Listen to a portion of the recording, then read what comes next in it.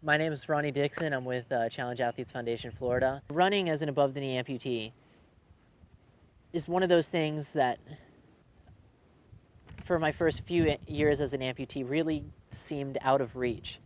Uh, you get used to walking with a prosthetic leg, but to a certain extent, you get comfortable walking on it, and you can walk fast, but breaking out into a run can be a really big challenge and something that almost seems daunting at times. But it certainly is an activity that that can be doable for very active above the knee amputees. Something like biking, you can usually just go in whatever setup that you're in, and just as long as that setup meets the certain criteria, you can get off and go, no problem.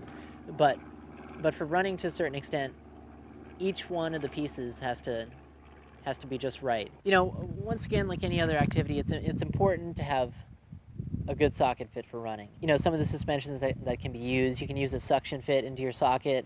Um, you can use a liner in a vacuum system or in a suction system. Anything that uses a pin lock liner or a lanyard system, it just inherently has play in it.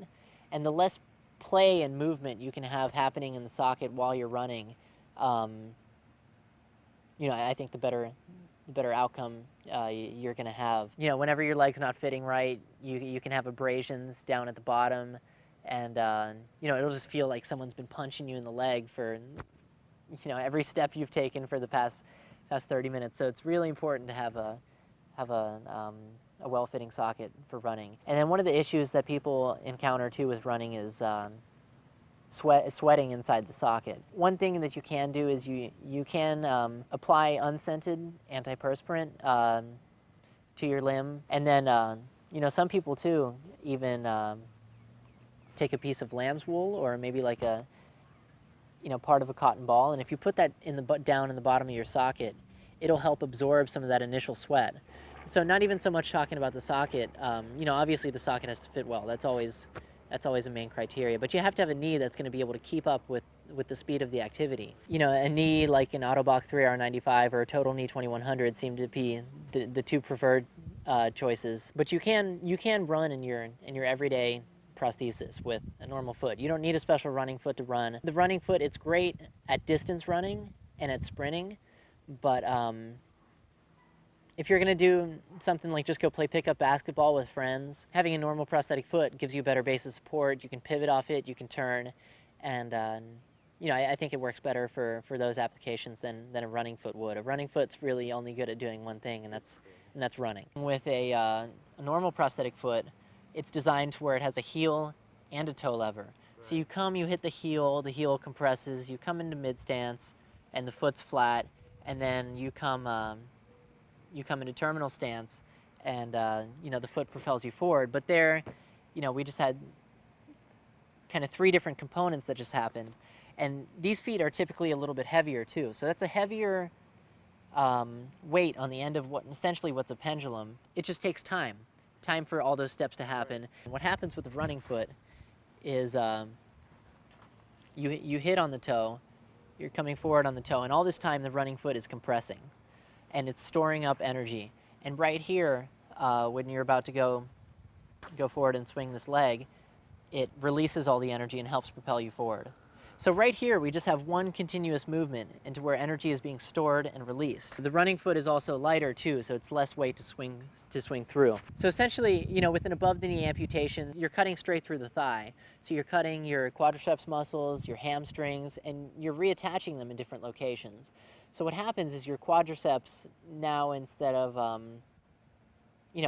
helping propel you forward, and your hamstrings helping to propel your motion too, mainly those muscles get used to stabilize your residual limb in the socket. You're using your muscles in a completely different way than they were ever intended to be used. So talking about running, it's constantly this motion.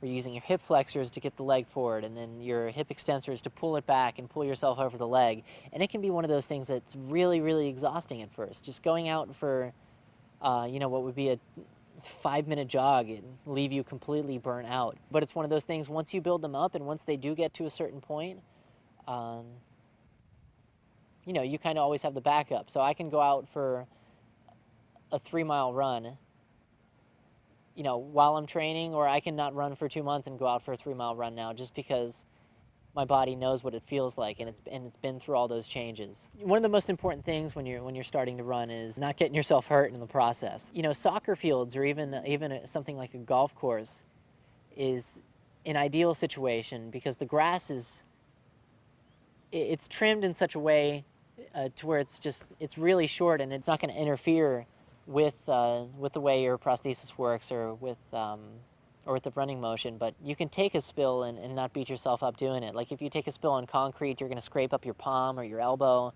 or or whatever else you fall on. There's a great How to Run series that's out there by a physical therapist whose name is Bob Gailey, and I'll have links posted to that on my site if anybody would like to go check those out. I would definitely encourage people not to be afraid to try it. It is one of the harder things you can do as an amputee, I would say, but once you get it down, it's something that you always have permanently. You can use it to do things in your life that you used to enjoy and to get back into them.